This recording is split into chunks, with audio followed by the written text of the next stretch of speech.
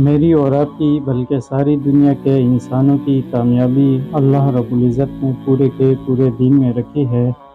دین کی بنیاد ہے لا الہ الا اللہ محمد رسول اللہ۔ کلمے کے معنی ہے اللہ کے سوا کوئی عبادت کے لائق نہیں اور حضرت محمد صلی اللہ علیہ وسلم اللہ کے رسول ہیں۔ کلمے کا مقصد ہے اللہ سے سب کچھ ہونے کا یقین ہمارے دلوں کے اندر آ جائے اور مخلوق سے کچھ بھی نہ ہونے کا یقین۔ نبی صلی اللہ علیہ وسلم کے طریقوں پر چل کر دونوں جہانوں کی کامیابی کا یقین اور غیر کے طریقوں پر چل کر ناکامی کا یقین ہمارے دلوں کے اندر آ جائے۔ کلمے کی فضیلت 100 سالہ کافر اگر اخلاص کے ساتھ اس کلمے کو پڑھ لے تو اس کے پچھلے تمام گناہ معاف ہو جائیں گے۔ اگر وہ فوت ہو گیا تو وہ جنت میں داخل ہو جائے گا۔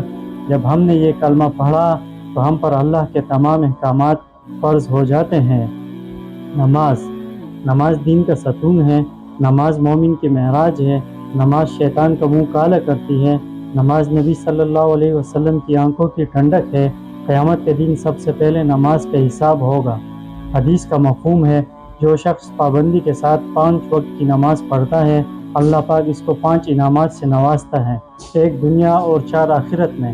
دنیا میں رزق کی تنگی دور کی جائے گی، آخرت میں قبر کا عذاب نہیں ہوگا، اعمال نامہ سیدھے ہاتھ میں دیا جائے گا، پل صراط سے بجلی کی طرح گزر جائے گا، بغیر حساب کے جنت میں داخل ہو جائے گا۔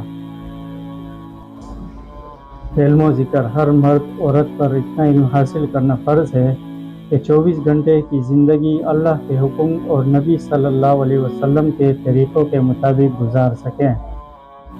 حدیث کا مفہوم ہے جو بندہ قرآن کی 1 آیت سیکھ لے اللہ اس کو 100 نفلوں سے بڑھ کر ثواب دیں گے، اور جو بندہ علم سیکھ لے اللہ اس کو 1000 نفلوں سے بڑھ کر ثواب نصیب فرمائیں گے۔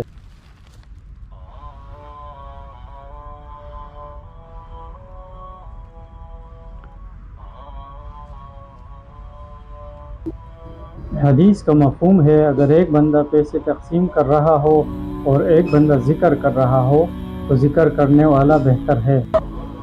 اکرام مسلم کا مقصد ہے کہ ہم اپنے حقوق کے ساتھ ساتھ دوسرے کے حقوق بھی ادا کریں۔ حدیث کا مفہوم ہے مسلمان کی بیمار پرسی کے لیے جو بندہ صبح کو جاتا ہے تو 70,000 فرشتے اس کی مغفرت کی دعا کرتے ہیں، اور اگر شام کو جائے تو صبح تک 70,000 فرشتے مغفرت کی دعا کرتے ہیں۔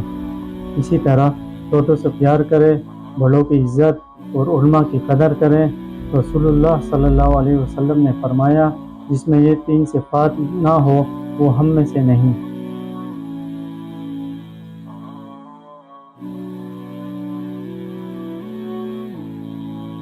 حدیث کا مفہوم ہے اخلاص والے ہدایت کے چراغ ہیں، اس کی وجہ سے اللہ رب العزت بڑے بڑے فتنوں کو دور کرتے ہیں۔